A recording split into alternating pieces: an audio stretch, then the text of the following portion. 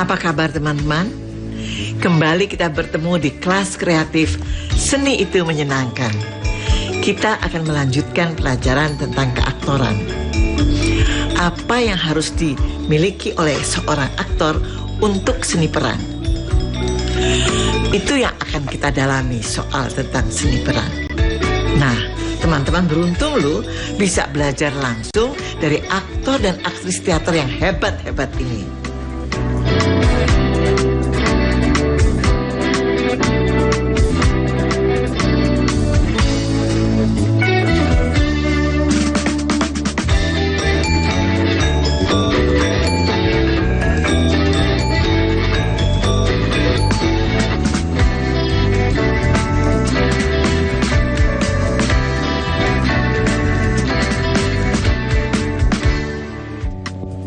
Pemusik memainkan gitar, memainkan biola, meniup saksofon, itu instrumen mereka. Teman-teman aktor mau berakting memainkan instrumen yang berupa tubuh dan suara selain rasa dan pikir, ya kan? Nah, untuk itu tubuh seorang aktor, seorang pelakon itu sebaiknya selalu siap. Kata orang, aktor membutuhkan tubuh yang sehat, kuat, dan lentur. Untuk sehat dan untuk kuat, banyak latihan-latihan senam ya, exercises yang kalian bisa pilih sendiri. Teater itu sebetulnya sebuah ilmu untuk kita mampu menggambarkan yang ada dalam pikiran kita itu, misalnya ya, aku ingin. Nah, kalau aku ingin itu, kalau kita melangkah, naik tangga apa turun tangga? Biasanya kalau kata ingin itu, kita kan naik tangga tuh. Aku ingin, kan gitu. Lalu kita praktekkan dengan tubuh kita. Aku ingin. Ada rasa naik, matanya juga benar, tubuhnya juga benar, mulutnya dan suara kita juga benar. Gak mungkin, aku ingin, kan gak mungkin. Gak ada rasanya kan. Aduh capek deh, lihat gesture saya berbeda dengan aku ingin. Nah jadi gini ya, pertama kali semua pun yang ingin kamu pelajari dan kamu lakukan, pusatnya adalah pernapasan. Jadi kamu tarik nafas kamu, aku ingin. Ini pengendaliannya. Ini kan latihan nih kita nih, ya kan? Aku ingin, ini pun naik. Aduh, kenapa sih? Itu juga perlu kelenturan tubuh. Nah, untuk itulah sebabnya mengapa tubuh kamu harus dilatih. Di sini saya akan mencoba, bukan mengajari ya, memberbagi tentang jenis latihan tubuh yang berbeda. Sebagai awal, ini saya beri contoh.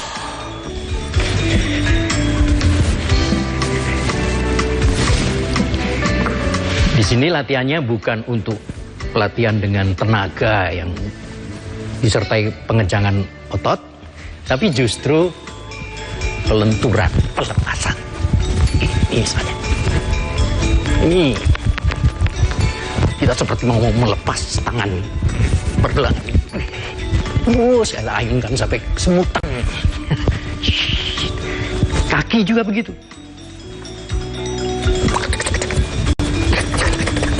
Gitu ya, kanan juga. Nah, ini kalau tidak biasa digerakkan begitu, nggak bisa bergerak, nggak bisa seperti mau lepas. Itu kita lakukan. Kemudian torso ini juga perlu kita kendorkan. Kalau perlu aja juga dikendorkan, nggak apa-apa. Kayak lagi melawak, nggak apa-apa. Ya, gitu. Ini mungkin belum pernah teman-teman lakukan atau mungkin sudah pernah.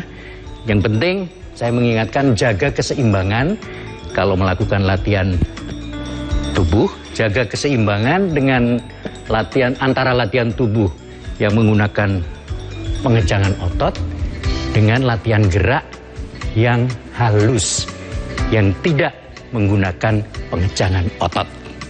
Pakai lagu yang paling enak. Bintang kecil, di mana bintang itu? Di atas kan? Di langit yang biru. Jangan kayak anak taman kanak-kanak, tapi kayak anak SMA. Bahwa ada wilayah atas, wilayah tengah, wilayah bawah. Nah, wilayah atas nggak mungkin kan cita-cita di bawah. Nah, kenapa lagu Bintang Kecil itu membawa tubuh kita kok dari duduk makin lama makin bangkit, makin lama makin berdiri, makin lama makin menjamah bintang. Aku ingin terbang dan menari. Lega ya kan, udah sampai nih kita di langit. Jauh tinggi ke tempat kau berada. Lihat badan saya, kan gak cuma nyanyi. Sereleweng bay, ucit ketikan song-song titik. Lihat, saya terlatih juga kan tangan saya.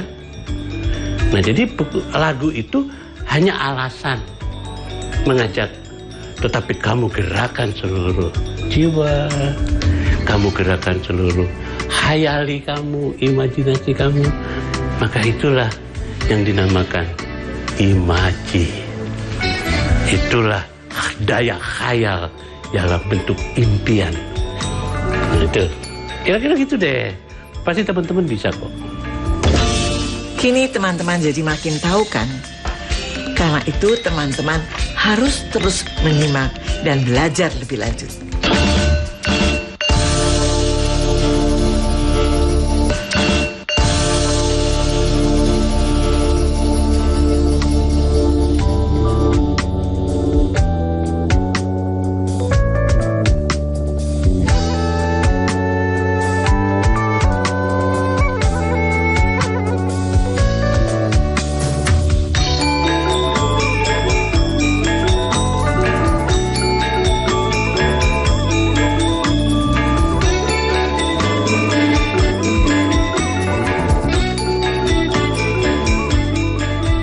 Kita sudah membicarakan tubuh, ini perangkat dasar yang lain yang bersifat lahiriah adalah suara. Suara adalah juga instrumen kita, alat musik kita.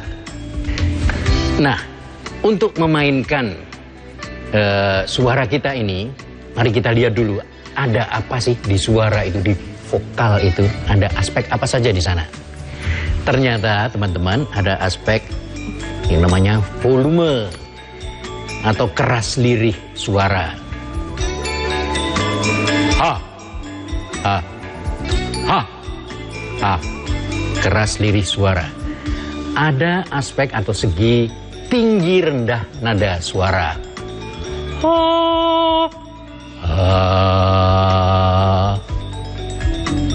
Ada aspek yang lain lagi yang disebut timbre atau warna suara. Apa itu? Ini contoh gampangnya. Ini kursi kayu. Suaranya mengatakan, aku kayu. Ini lantai semen. Itu dia mengatakan, aku semen bukan kayu. Itu timbre atau warna suara.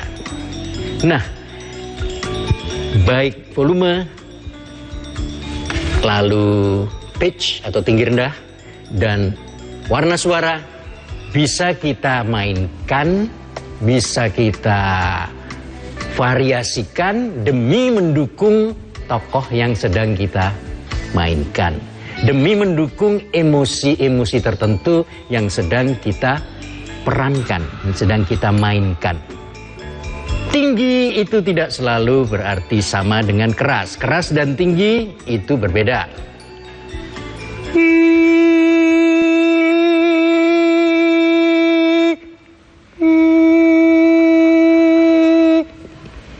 tinggi tetapi lemah, lembut.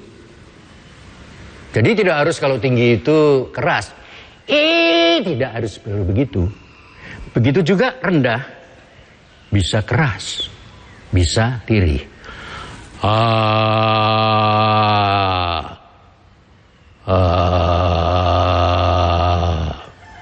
Jadi variasi antara tinggi, rendah, keras, lirih itu bisa kita mainkan. Tapi terlebih dulu, mari kita bedakan tinggi nada itu. Kita coba meniti, menaiki tangga nada dari rendah ke tinggi. Yang terendah bisa bersama-sama dengan saya. Oh, lalu kita naikkan satu nada ya.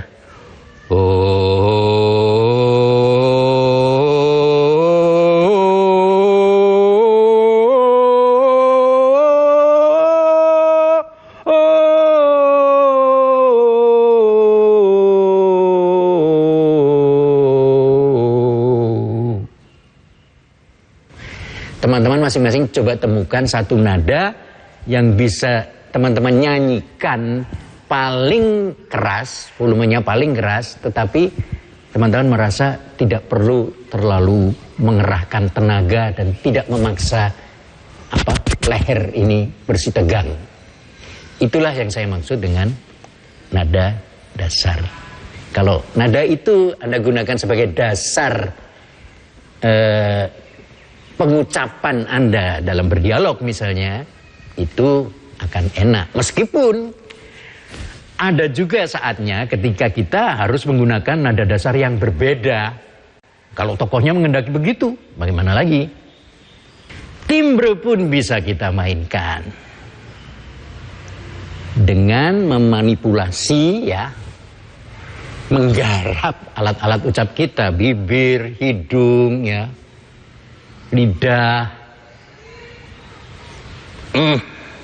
Sekarang aku merasa betul-betul sudah puas. Wow, sekarang aku betul-betul merasa sudah puas. Oh, aku sekarang merasa betul-betul sudah puas. Berbeda-beda timbrenya dengan cara memanipulasi, mengubah-ubah alat-alat ucap kita.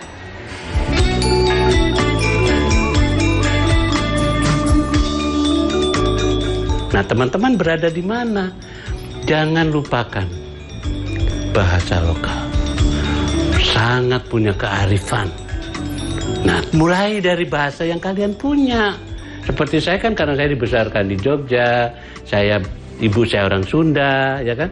Tapi saya banyak belajar dari petatah petitih Padang. Nah, itu juga membuat saya memiliki moral pencarian itu dari Minang. Alam tak kembang jadi guru. Alam terkembang menjadi guru. Nah, sabubut yang muda lun petanggung jawab.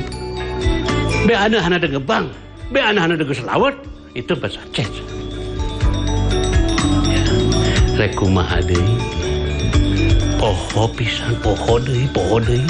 Rek naon maneh kabayan? Sunda. Beda-beda karakter.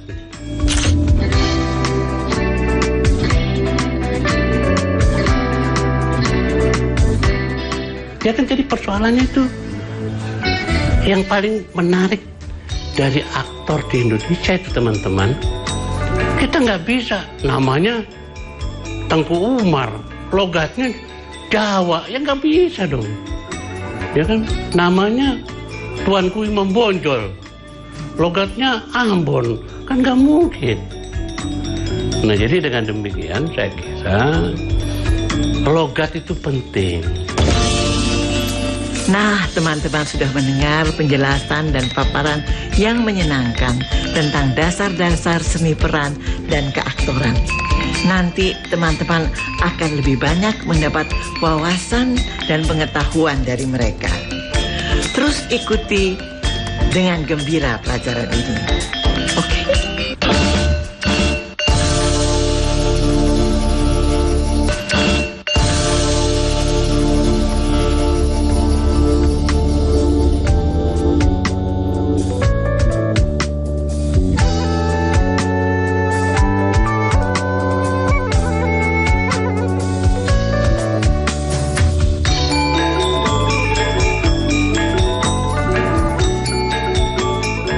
Kalau kita belajar psikologi, namanya psikologi itu psike dan logos, ilmu kejiwaan.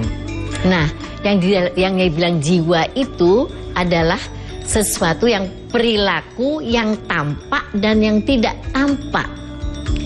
Nah, dikaitkan dengan seni acting, kita bisa membuat perilaku yang tidak tampak itu tertangkap oleh pemirsanya.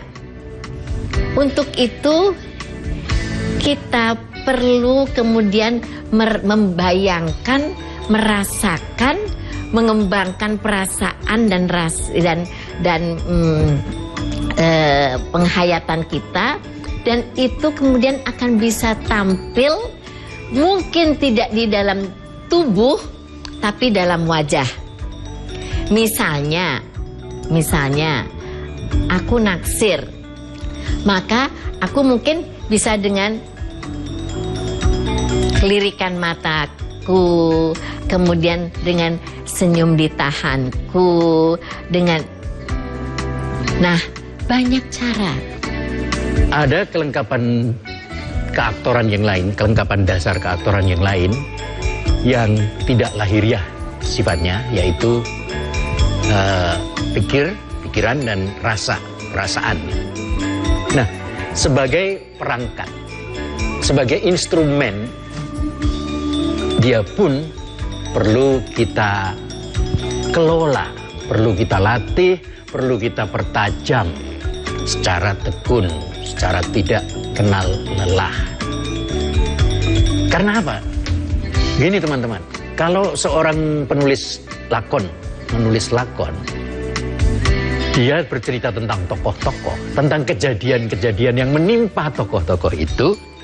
Sebenarnya yang dia ceritakan, yang ingin dia sampaikan, bukan hanya kejadian-kejadiannya secara lahiriah itu, bukan, melainkan justru apa yang ada di balik yang lahiriah itu. Ada pikiran apa di balik peristiwa yang lahiriah itu? Ada perasaan macam apa di belakang yang tampak atau yang terdengar itu? Jadi ini masalahnya. Sudah pernah tadi disinggung ya teman-teman, bahwa kita perlu terus-menerus menumbuhkan sikap kritis, berani menanyakan mengapa setiap kali, mengapa, dan kita usut jawabannya sampai sejauh mungkin. Kalau itu kita lakukan, kita sebenarnya memasuki dunia yang sama dengan dunia penulis lakon. Karena penulis lakon itu menulis juga berdasarkan sikap kritis itu, pemikiran kritis dan perasaan tertentu yang dipunyainya tentang keadaan masyarakat misalnya, tentang keadaan kemanusiaan misalnya. Jadi penulis itu menggunakan pikiran dan perasaannya ketika menulis lakon yang akan kita mainkan. Alangkah baiknya kalau kita menyamakan gelombang. Kita juga mengaktifkan pikiran, kita juga memperpeka perasaan. Itu perlunya seorang aktor, seorang pemeran terus-menerus melatih dan mengelola daya pikir dan daya rasanya. Saya kalau tanya tentang latihan melatih rasa adalah itu saya begitu peran itu saya terima, maka kira-kira 3/4 hidup saya adalah untuk itu.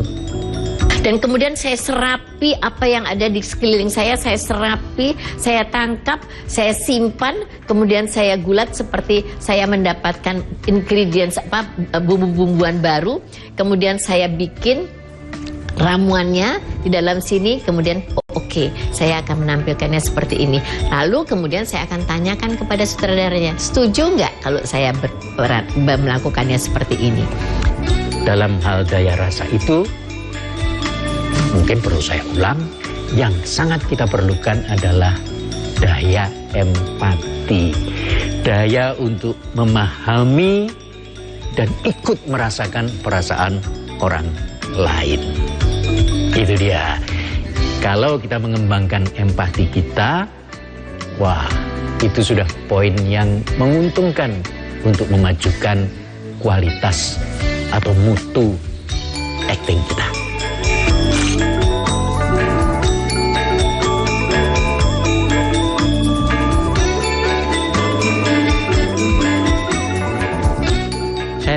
di Bali, di Banjar ya.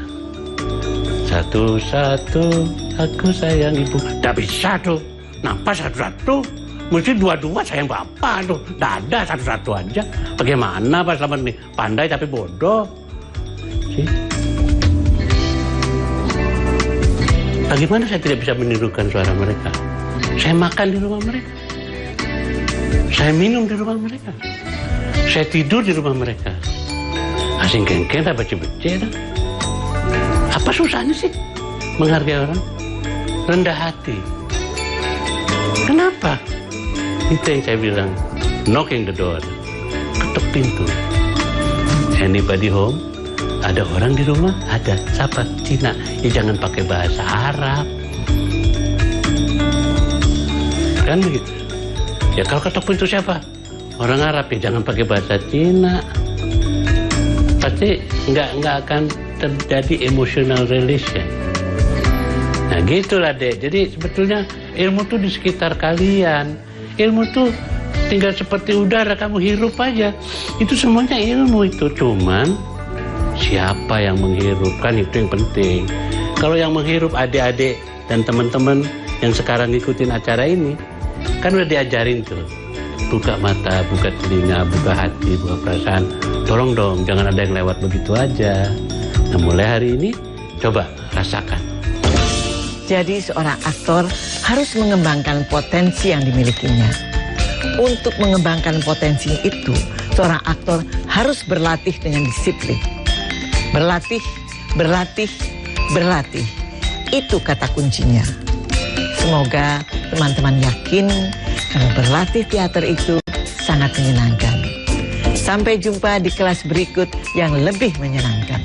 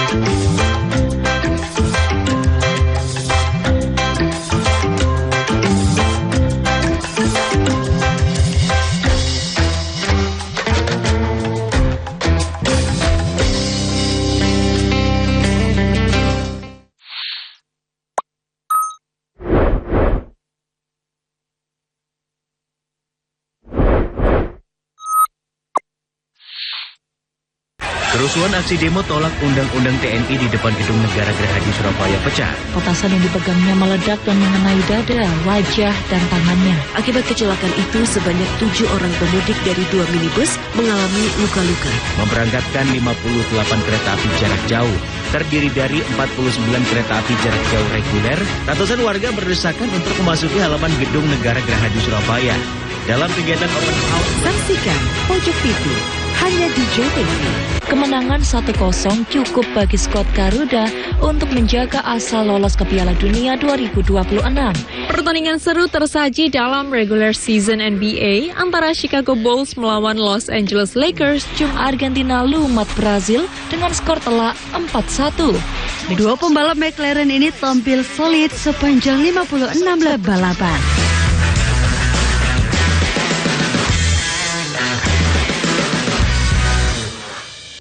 Konco-konco Jawa Timur, saya langsung ke Pak Jum ini. Jadi masyarakat tetap menjaga hutan, tetap lestari, tapi juga dapat makan di sini. Membedakan cukai asli dan palsu. Tembakau yang ditanam di Indonesia, pertanian, terutama pertanian tembakau, memberikan edukasi pembiasaan. Kapan di sini bisa dievaluasi dan tidak? Anak PAUD sama SD kelas 1 sampai kelas 3 kita berikan makan pagi gratis. Makan pagi? Makan pagi.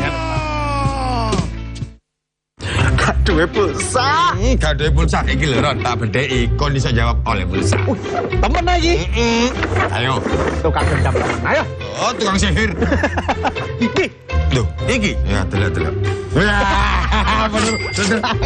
Oleh pulsa. Lah, oleh pulsa. Gawe kanca-kanca kabeh dulur-dulur kabeh sing kepengin oleh pulsa, melok kuis Tul Jenak setiap Jumat, Sabtu, Minggu. Samnong karo jam 8 bengi nang ngene Tul Jenak. Nonton sampe dijamin penak CTV.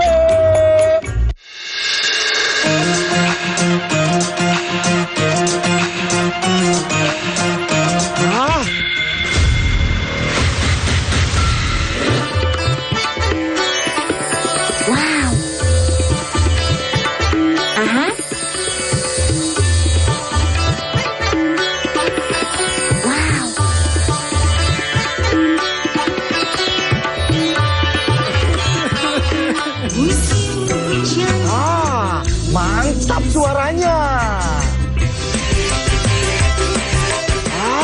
Yahut goyangannya. Stasiun dangdut digoyang sama Yahut. Dari 150 kali gempa tersebut, 2 diantaranya memiliki kekuatan signifikan. Selama ini pabrik rumahan tersebut memproduksi arak jenis Trobas tanpa izin. Untuk keripik singkong dan jagung ini sangat murah meriah. 5 kapal penumpang ini diberangkatkan secara bergiliran sejak pagi hingga petang. Para tersangka memalsukan beras SPHP yang dikemas menjadi beras premium. Dugaan sementara kebakaran dipicu oleh korsleting kelistrikan mobil. Saksikan Jatim Awan hanya di JTV.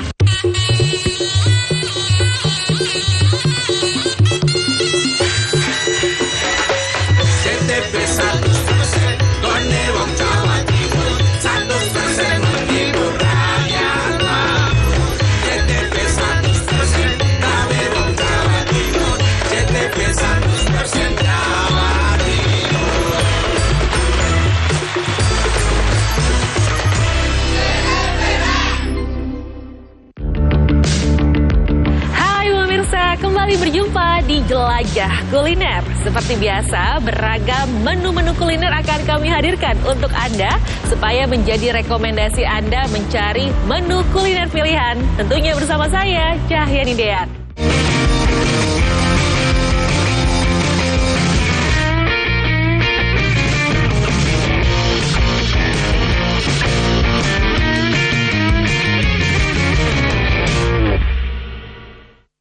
Informasi pertama dari Kabupaten Lebak, pemirsa. Daerah ini menjadi salah satu penghasil gula merah dan gula merah aren terbaik yang ada di Kecamatan Cigemblong. Hampir setiap hari gula merah dan gula aren dihasilkan oleh para perajin yang ada di wilayah ini. Kemudian gula aren ini didistribusikan ke wilayah lainnya seperti Banten, Jakarta, dan ke wilayah lainnya. Inilah proses awal pembuatan gula aren merah di salah satu sentra pembuatan gula aren di Desa Cibungur, Kecamatan Cigemblong, Kabupaten Lebak, Banten. Kecamatan Cigemblong menjadi salah satu daerah yang menjadi produsen gula aren di Kabupaten Lebak. Selain 10 kecamatan lainnya, diantaranya Kecamatan Sobang, Lebak. Melimpahnya bahan baku pembuat gula aren ini menjadikan Kabupaten Lebak sebagai daerah penyuplai terbesar gula aren. Salah satu perajin gula aren, Rustaya, mengatakan warga di Desa Cibungur sudah puluhan tahun memproduksi gula aren tersebut, bahkan turun-temurun sudah menjadi tradisi. Menurutnya tidak perlu keahlian khusus untuk membuat gula aren tersebut. Sudah berapa lama jadi pengrajin gula? Udah lama. Dari semenjak apa nih? Semenjak masih kecil untuk mengikuti orang tua gitu. Oh, jadi waktu pas kecil sering ikut-ikut orang tua? Iya. Bisanya cuma lihat-lihat aja. Oh, lihat prosesnya? Iya, lihat prosesnya. Itu lihat proses awalnya emang dari orang tua langsung? Dari orang tua langsung. Lihatin orang tua, misalnya orang tua ngolah gula aren gitu ya. Cuma lihatin gitu. Terus orang ngajar sendiri bisa gitu. Saya pernah diajarin orang tua. Dalam sehari, Rustaya bisa menghasilkan 10-20 buah gula aren atau biasa disebut 2 kojor. Satu kojor yang berisi 5 buah gula aren ini biasa dijual dengan harga Rp30.000. Warga biasanya menjual hasil olahan gula aren tersebut ke Pasar Cikupa yang masih berada di Desa Cibungur. Di sana para pembuat gula aren dari berbagai daerah di Kecamatan Cigemblong datang untuk menjajakan gula aren hasil produksi lokal dan pembuatannya pun masih secara tradisional. Yusef Kurnia, Jopos TV, Lebak, Banten.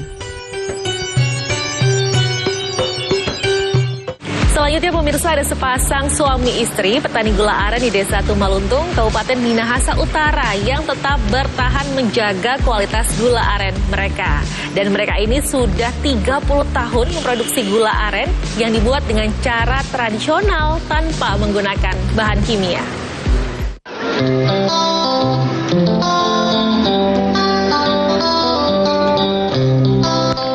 Indonesia, negara yang dilewati garis khatulistiwa ini, menyimpan berbagai macam pohon dengan segala pemanfaatannya. Provinsi Sulawesi Utara juga banyak ditumbuhi pohon enau, atau warga di sini menyebutnya pohon seho.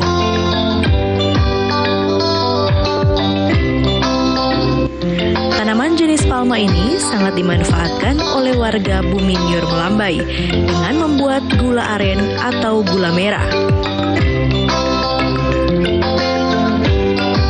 Salah satunya Opak Pandey dan Omak Nona di Desa Tumaluntung, Kecamatan Kauditan, Kabupaten Minahasa Utara.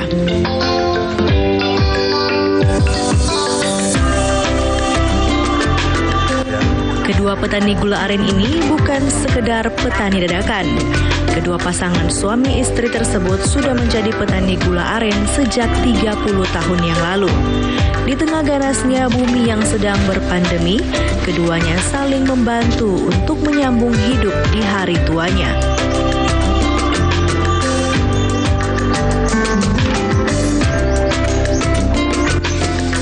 Proses pembuatan gula aren terbilang cukup mudah. Hanya mengambil air nira yang manis untuk menjadi bahan utama membuat gula, yang kemudian dimasak pada kuali yang lumayan besar selama kurang lebih 3 hingga 4 jam. Ya, Opa, jadi yang bikin gula merah itu bagus dengan nyada apa DP faktor? Ya bagus, dipakai dengan ada campuran. Oh, berarti ada yang suka ada campur? Ya, ada tuh pakai lain, campuran pepaya atau semiki.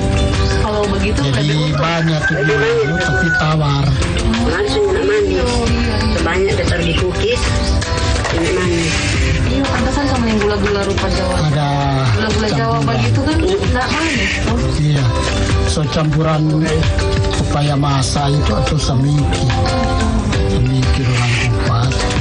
Kalau dorong Opa di sini memang masih pakai asli ya, cuma gula saja dan campur. Dalam satu kali panen air nira atau air saguer, Opak Pandey mampu membuat gula merah hingga 15 biji yang dijual dengan harga yang murah, hanya 10 hingga 15 ribu rupiah per bijinya. Untuk kualitas, gula merah yang diproduksi oleh Opak Pandey dan Oma Nona berkualitas baik yang dibuat dengan cara tradisional tanpa memakai bahan kimia campuran.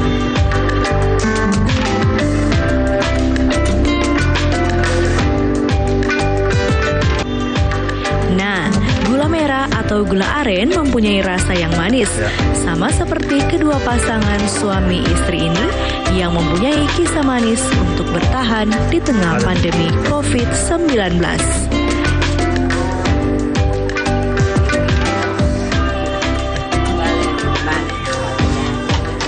Eka Putra melaporkan untuk Kawanua TV.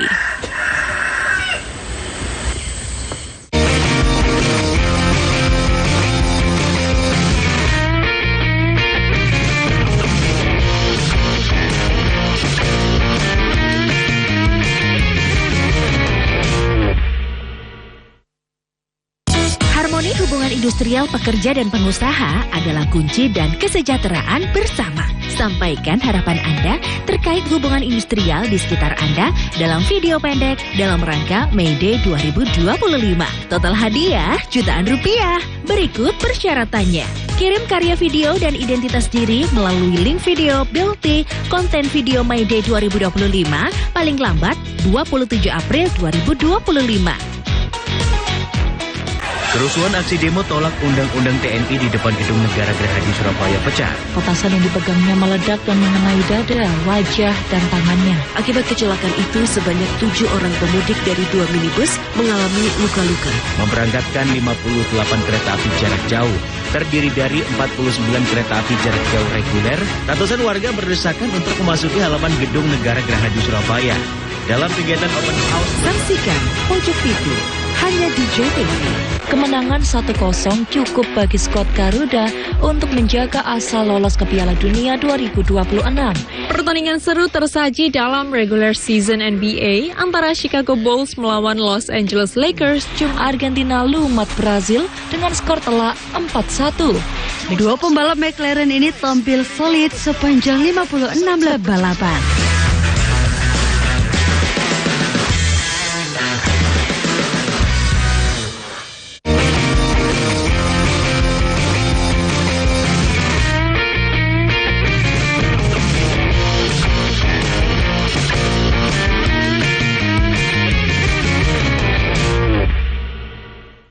Sebuah toko di kawasan Jatinegara, Jakarta Timur dikenal sebagai toko kopi legendaris di kalangan warga ibu kota Jakarta nih pemirsa. Meski masih mempertahankan bisnisnya hingga kini, toko Sari Murni menjual berbagai jenis kopi terbaik Nusantara.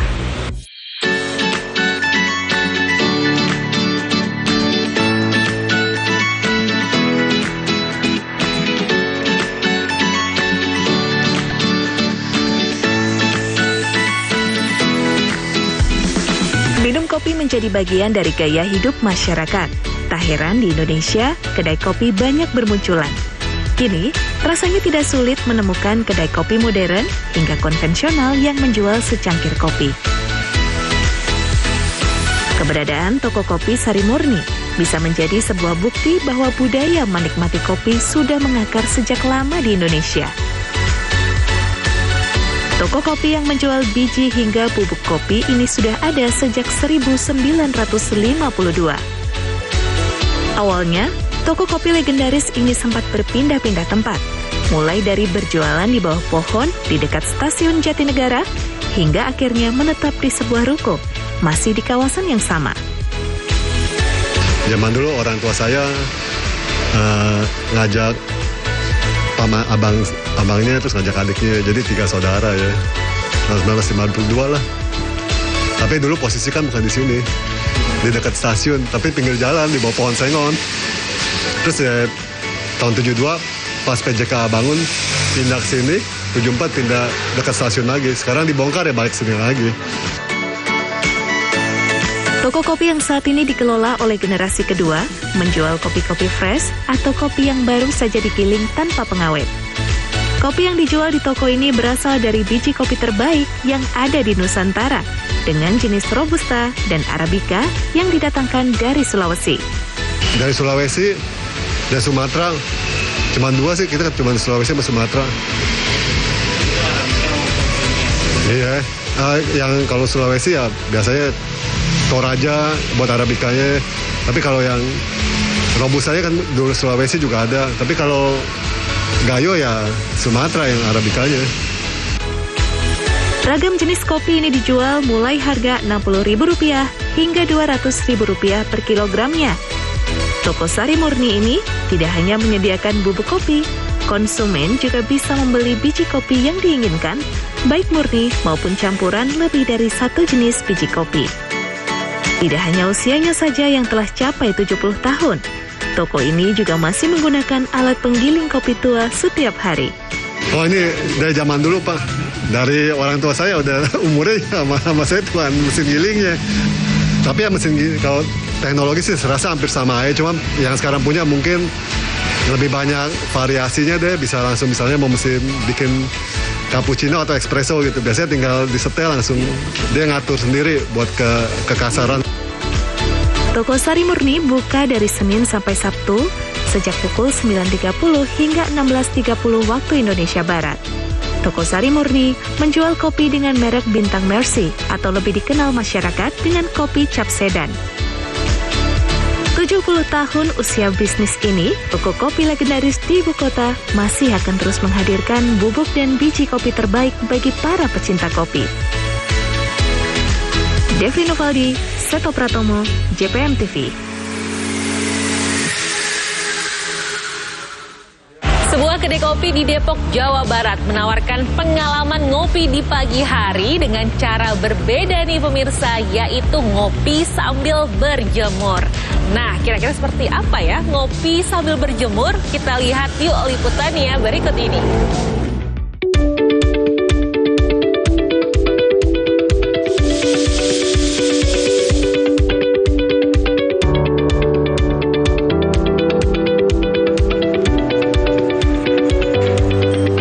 Pandemi seperti saat ini, kita harus pintar-pintar jaga kesehatan. Nggak melulu harus berolahraga yang berat, bisa juga dengan sedikit meregangkan otot sambil berjemur. Nah, sekarang saya akan mencoba berjemur dengan cara yang berbeda. Penasaran? Mari ikuti saya.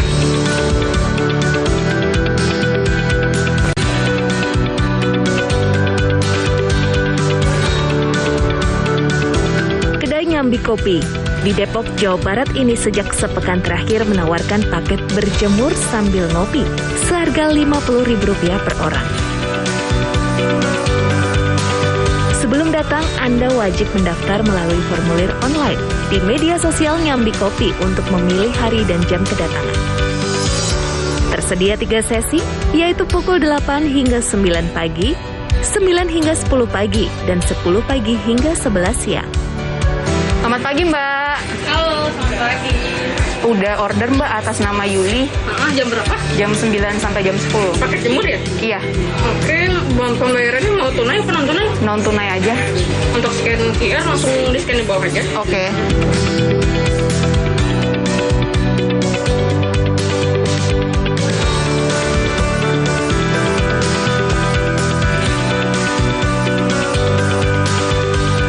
Setelah pelayan memberikan matras, Anda dapat langsung berjemur di halaman samping kedai dengan durasi hingga 1 jam. Sambil berjemur, Anda bisa sedikit meregangkan otot. Namun, ada beberapa hal yang harus Anda perhatikan saat berjemur di ruang publik. Pertama, pastikan menggunakan pakaian yang nyaman untuk Anda bergerak. Jangan melepas masker. Anda juga dapat memanfaatkan media sosial untuk mencari referensi gerakan sederhana yang dapat dilakukan sambil berjemur. Batasi durasi berjemur 15-20 menit. Terakhir, berjemurlah 2 hingga 3 kali seminggu.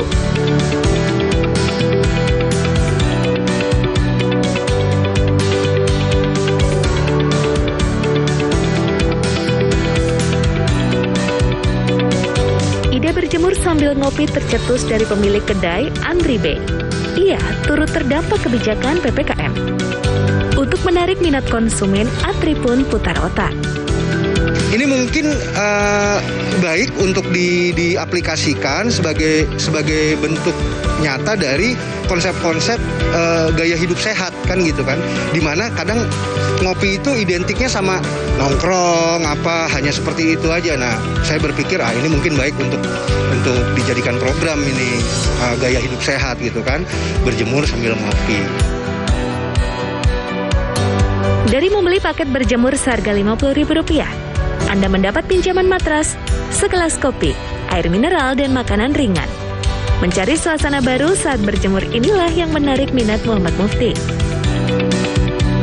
Kadang kegiatan kita itu aja, nggak ada salahnya. Di samping kita nyari kesehatan juga buat diri kita, nyari suasana baru sambil menikmati kopi di bawah sinar matahari juga. Jadi refreshing buat diri sendiri juga lah. Paket berjemur sambil ngopi dibatasi hanya untuk 5 orang dalam satu sesi. Ini dilakukan agar di tengah pandemi protokol kesehatan tetap dilaksanakan.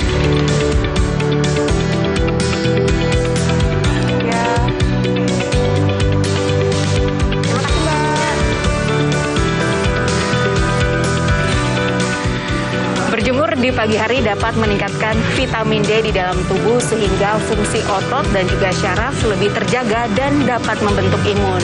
Dan tidak ada salahnya untuk turut melariskan usaha para pelaku UMKM yang terdampak pandemi ini. Dan sekarang saya mau lanjut nyeruput kopi saya dulu ya. Dari Jakarta, Yuli Horisman, Aris Sandi, CPM TV.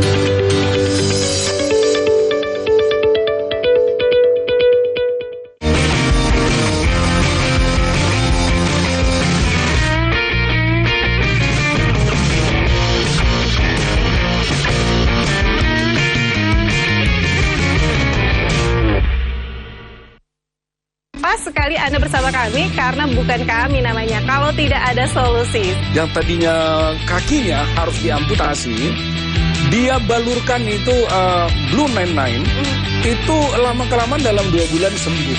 Di dalam suatu larutan yang kemudian dia menyerap ke dalam. Nah, dengan merangsang daerah-daerah yang mereflekskan semua organ tubuh, itu semua organ mendapatkan manfaatnya. Langsung beli, langsung merasakan manfaatnya yang luar biasa. Gak duwe pulsa. Gak duwe pulsa. Iki lho Ron, tak bedheki. Kon iso jawab oleh pulsa. Temen lagi. Ayo. Tukang dendam. Ayo. Oh, tukang sihir. Iki. Loh, iki. Ya, delok. Bener. Oleh pulsa. Lah, oleh pulsa. Gawe kanca-kanca kabeh dulur-dulur kabeh sing kepengin oleh pulsa, melok kuis Tul Cenak setiap Jumat, Sabtu, Minggu. Sam nang karo jam 8 bengi nang ngone Tul Cenak. Nonton sampe dijamin penak CTV.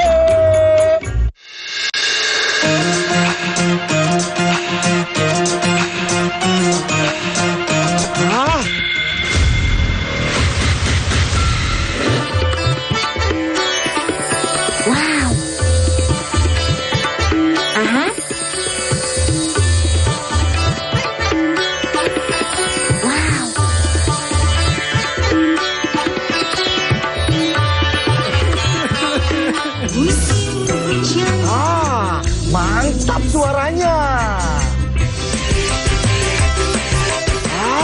Yahut goyangannya. Stasiun dangdut digoyang tambah yahut. Dari 150 kali gempa tersebut, 2 diantaranya memiliki kekuatan signifikan. Selama ini pabrik rumahan tersebut memproduksi arak jenis Trobas tanpa izin. Untuk keripik singkong dan jagung ini sangat murah meriah. 5 kapal penumpang ini diberangkatkan secara bergiliran sejak pagi hingga petang. Para tersangka memalsukan beras SPHP yang dikemas menjadi beras premium. Dugaan sementara kebakaran dipicu oleh korsleting kelistrikan mobil. Saksikan Jatim Awan hanya di JTV.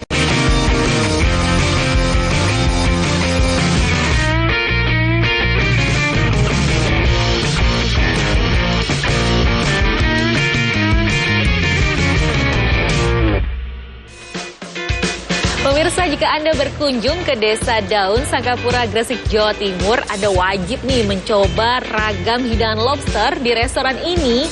Nah, karena selain Anda bisa menyantap hidangan lobster, Anda juga disuguhkan pemandangan menarik.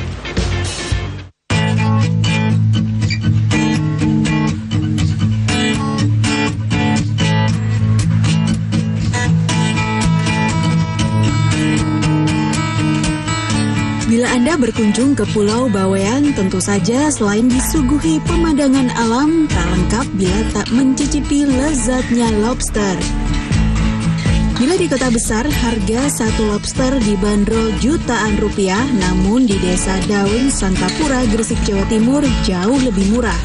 Seperti di rumah makan Mak Iza di pinggir sawah Desa Daun. Di sini tersaji ragam menu lobster, mulai dari sop, lobster goreng, serta lobster kela merah. Yang sering diburu penikmat kuliner tentu saja sop lobster. Untuk satu lobster ukuran sedang dibanderol Rp150.000, sementara ukuran besar Rp250.000. Satu porsi lobster bisa dinikmati beberapa orang. Orang yang mau masak Apa aja biasanya kalau lobster? Dimasak apa aja? dimasak sambal pedas, ada sambal manis, ada sambal tomat, ada kelacelo, ada pecik-peciknya, bumbu jahe. Oh gitu, itu yang khas Bu ya? Khas. Itu biasanya yang kesini orang dari mana aja Bu? Banyak macam-macam. Dari Tambak ada Sangkapura, orang itu Pudakit. Banyak Bu ya? Semua masakannya mantap. Saya paling suka sama lobsternya. Gitu. lobsternya gitu-gitu masih fresh. Harganya gimana, Bu? Harganya Terjangkau ya? Ibu memang sudah sering sih? Sering, biasanya sekipin.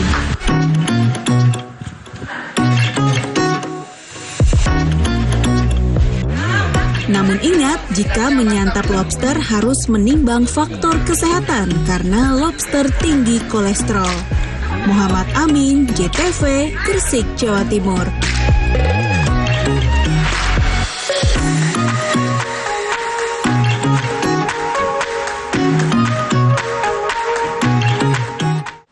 Pemirsa, menikmati kuliner ala restoran Anda bisa dapatkan di kedai makan-makan yang ada di Kecamatan Bulu Lawang. Di tempat ini bermacam kuliner restoran yang disajikan oleh chef bintang 5, namun dengan harga yang bersahabat di kantong.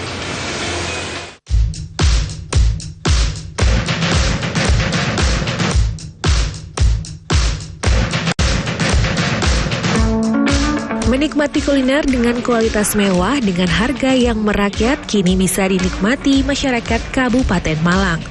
Konsep itu disajikan kedai makan-makan. Kedai makan-makan ala resto bintang 5 ini berlokasi di Jalan Raya Krebet Sengrong, Kecamatan Bulu Lawang, Kabupaten Malang. Di sini, kedai makan-makan mengkonsep tempatnya begitu kekinian ala milenial. Kedai ini berkolaborasi antara chef bintang 5 dan jebolan audisi pelawak Indonesia Joni Hermanto. Mereka membuat konsep kuliner bintang 5 dengan harga merakyat yang tidak lupa tetap menjaga kuliner asli Indonesia. Seperti yang diperagakan oleh Chef Albert Mardianto Robot dalam penyajian kuliner nasi kebuli dengan bahan-bahan yang diimpor, namun harga yang dipatok dari Rp10.000 hingga Rp35.000 per porsi. Sementara untuk makanan penutup atau dessert dimulai dari harga Rp15.000 saja. Jadi kita ingin membawa makanan-makanan yang tadinya hanya orang-orang yang yang spending money-nya tinggi, tapi makanan ini bisa dirasakan dengan orang-orang yang spending money-nya tengah-tengah, tidak terlalu tinggi. Kedai makan-makan mengutamakan sajian makanan ala bintang 5 namun terjangkau. Kedepan, kedai makan-makan memberikan tawaran kepada masyarakat luas yang ingin bermitra. Khairul Anwar, JTV Malang, Jawa Timur. Pemirsa, biasanya mie ayam itu disajikan di atas mangkuk kecil. Nah, kali ini berbeda nih, mie ayam dihidangkan di atas wajan. Kira-kira seperti apa ya mie ayam yang dihidangkan di atas wajan? Kita lihat bersama yuk liputannya berikut ini.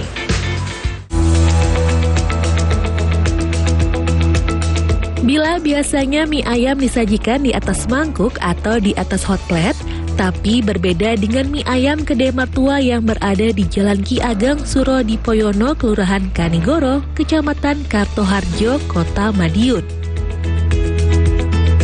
Mie ayam ini justru disajikan di atas wajan kecil berdiameter 15 cm. Sekilas mie wajan ini memang terlihat unik. Bagi pengunjung yang ingin menikmati mie ayam ini akan disuguhkan di atas wajan dengan aneka topping yang beragam dan dapat dipilih sesuai pilihan. Aris Yudhiawan, pemilik warung mie wajan, mengatakan terinspirasi membuka mie ayam wajan saat dirinya membuat mie ayam di rumah. Aris yang pernah menjadi karyawan mie siap saji di Kota Madiun tersebut mengaku ingin berjualan mie ayam dengan konsep penyajian yang berbeda dengan wajan. Ini kita buat sendiri. Sehari laku berapa porsi mas ini selama 5 hari ini? Untuk yang ya kurang lebihnya 50 porsian.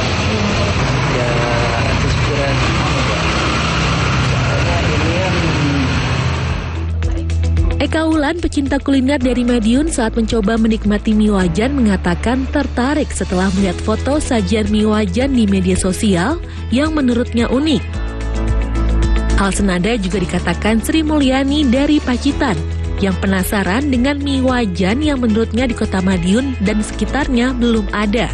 Ada yang dikasih mie ayam kepala, mie ayam ceker, kemudian juga mie ayam sayap, mie ayam telur puyuh. Ini juga menurutku beda lah kalau dibanding dengan mie ayam lainnya gitu. Kalau di Madiun saya rasa baru ini sepengetahuan saya ya. Kalau yang lainnya belum ada sih. Kalau menurutku ini ide yang kreatif. Apa ya, toppingnya mungkin lebih banyak. Terus ini sih apa? Ini loh Mas, wajan. Ini saya tuh baru nemuin ini. Saya kan seling muter-muter di beberapa daerah. Mie ayam biasanya kan diwadahi mangkok gitu ya. Dan menurut saya ini unik kayak gitu. Kalau rasa the best, enak sih menurut saya, rekom gitu. Harga mie ayam wajan ini seporsinya mulai Rp8.000 sampai Rp12.000. Mie wajan Kedai Mertua buka mulai jam 10 pagi hingga jam 8 malam. Ega Patria, JTV Madiun, Jawa Timur.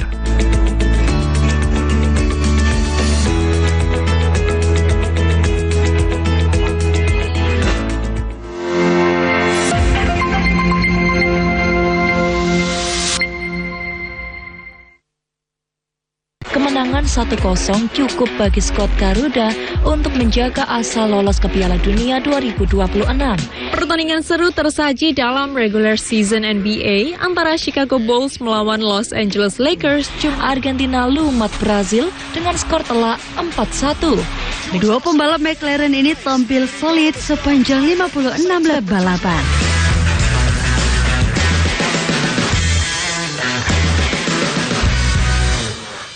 Dari 150 kali gempa tersebut, 2 diantaranya memiliki kekuatan signifikan. Selama ini pabrik rumahan tersebut memproduksi arak jenis Trobas tanpa izin. Untuk keripik singkong dan jagung ini sangat murah meriah. 5 kapal penumpang ini diberangkatkan secara bergiliran sejak pagi hingga petang. Para tersangka memalsukan beras SPHP yang dikemas menjadi beras premium. Dugaan sementara kebakaran dipicu oleh korsleting kelistrikan mobil. Saksikan Jatim Awan hanya di JTV. Kerusuhan aksi demo tolak Undang-Undang TNI di depan Gedung Negara Gerahadi Surabaya pecah. Petasan yang dipegangnya meledak dan mengenai dada, wajah, dan tangannya. Akibat kecelakaan itu, sebanyak 7 orang pemudik dari 2 minibus mengalami luka-luka. Memberangkatkan 58 kereta api jarak jauh. Terdiri dari 49 kereta api jarak jauh reguler, ratusan warga berdesakan untuk memasuki halaman Gedung Negara Gerahadi Surabaya. Dalam kegiatan open house, saksikan Pojok Pitu hanya di JTV.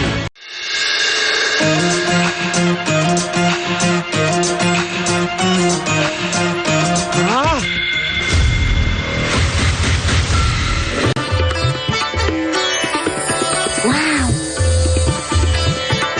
Aha. Wow.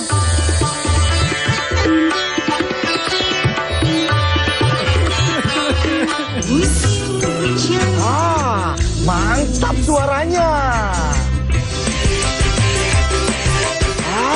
Yahut goyangannya.